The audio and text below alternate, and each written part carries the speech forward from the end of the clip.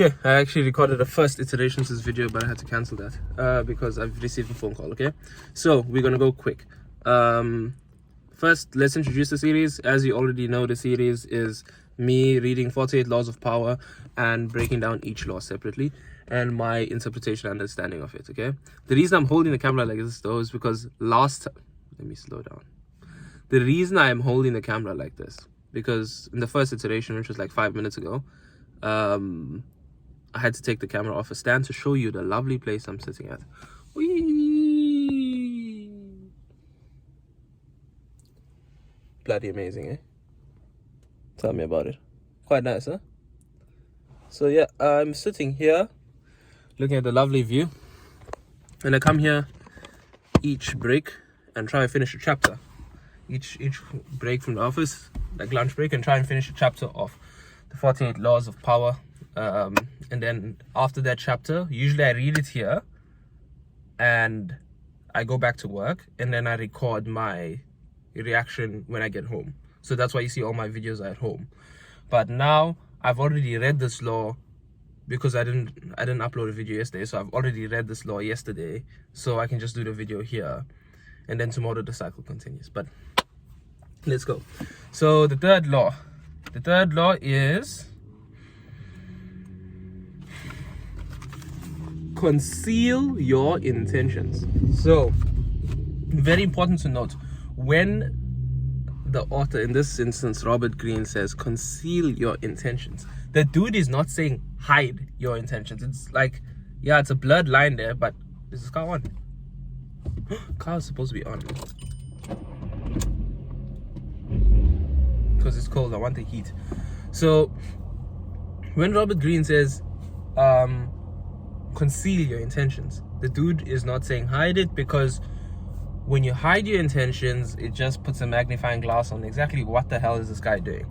So conceal your intentions means create a decoy intention, which, because you know the best lies contain a bit of truth, so put a decoy intention that has a bit of truth of what your final intention is, but no one should know your final intention.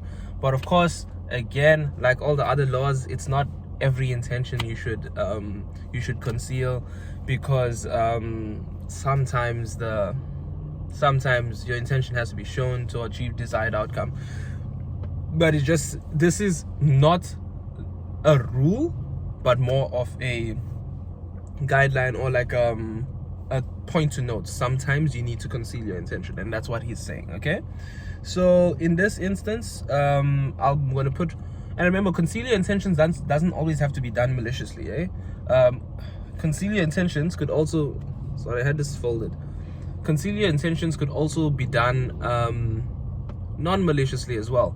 So I'll give a malicious example and a non-malicious example of concealing your intentions. Let's put non-malicious first, just a slight one of why concealing your intentions would benefit you in the long run, okay? But firstly, you shouldn't be, you know that thing, I want to move in silence like the G in lasagna. Like, you know, always those people on post moving in silence, but you're making, like, bro, you moving in silence if you're making the most noise? Like, brother, relax, man. Like, actually move in silence. So I was trying something, but yeah, no. So everyone knows the beneficialness of moving in silence, but apparently nobody does it. Okay, so let's say I want to study at like the most prestigious university in the world, okay? Whichever one that is.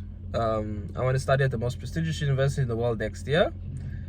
I wouldn't tell. Like in some instances, I wouldn't tell. Like, why would you tell everybody this is my plan? Because when you don't get there, two things: you're demotivated to go to your second choice university because everyone's like, well, this guy said he was going to this university, but he's only going to this, and then you feel bad. Okay, number one, so it's to protect your feelings. And number two, they don't have to know. Blankly put, nobody has to know. If you want to go there, only you have to know. So how you do this and how you conceal, remember, you're not hiding that you don't want to go to university, because then when people see you, or like when you start asking your people, hey, can I have my academic transcript, can I have this, can I have that, then they're gonna be like, wait a second, what are you doing? You know? But then, like, when you say, oh no, I just want I am applying to university, but I'm going to a light university. Let's know there's no university light. University is university. It's just I haven't been to more than one university, so I don't know if like teaching quality and such changes, because how I view university is that I don't think teaching quality is one of their strong suits, to be honest, because you must remember the people lecturing you are first and foremost academics, not teachers. So I don't believe they care one bit on effective teaching methods and effective delivery methods. Well, again, I could be speaking just from my instance, okay? Because I don't know, I just felt like I like, you know, like sometimes in school you find teachers that look to teach. University, I kind of find these people, these academics lecturing, oh, this is what I have to do to fill in the slots of the day so I can have my PhD done for free. Something like that. Can see. Look, I'm not bashing anybody, but I just don't see university as being a place of teaching excellence. Anyway, university is more guidance. I've never went to university expecting to be taught, always to be guided though.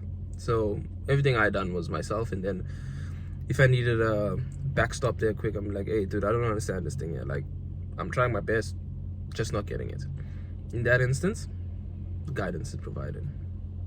But anyway, so let's say you want to go to the best university in the world. So you tell everybody you're going to university. So you're concealing. You don't tell what university you're going to, but you say you're applying to university. If they ask, you can conceal by providing decoy university. I'm going to this one, I'm going to that one, I'm going to that one. And then when they see you actually doing university applications and going into and phoning universities and stuff, then they're like, oh, okay, this person, like they said, they're going to this university. Then boom, you get your university. Boom. Like, lovely. They said, let's use some names, okay? Then boom, everyone sees you at Harvard or Oxford or Cambridge. Oh damn, you see. So there's benefit to concealing intentions, that not, and you see, like, you're concealing also because you don't want that pressure every time. Like, hey, how's the Harvard applicant? You know, I heard Harvard only accepts 1% of international purely fictitious numbers here, but I heard only Harvard accepts only 1% of university students. That demotivates you. Like, I don't want to hear about Harvard, like, from you, dude. Like, because, like, also some people, also the haters, will come, like, they'll start telling all these other facts. You know, it's very difficult. And then they start telling you stuff like, you know, how are you going to get funding for that? Like, hey, you know, it's very expensive. If you don't get a scholarship, scholarships are few and far. Like, you see, you don't want to hear that. So I don't want to hear. And even the good ones as well, sometimes they, hey, you know, no, wait, you make it good, like that. Now you feel that you have to meet somebody's expectation and you actually have to make it. Now more pressure on you. So best case scenario, don't tell anybody and achieve anyway. So that's the good way, like the good, nice part of concealing intentions. Now, like everything with 48 laws of power, comes the evil part of concealing intentions. Let me think of an evil example. Let's say you want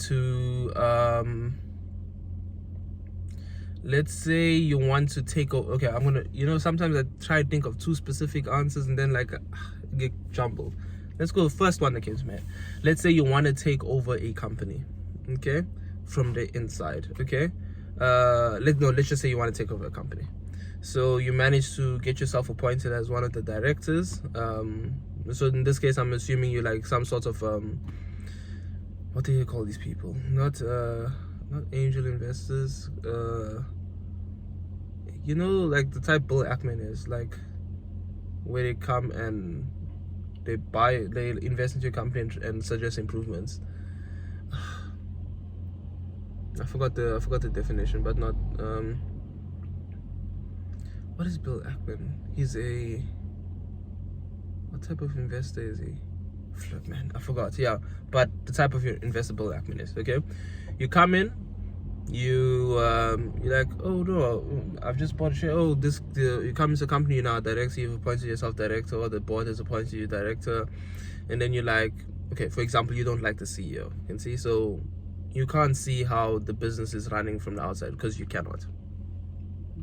there. You absolutely cannot. You have to be like, I don't think you can. You have to be like day-to-day interactions to see how the business is running.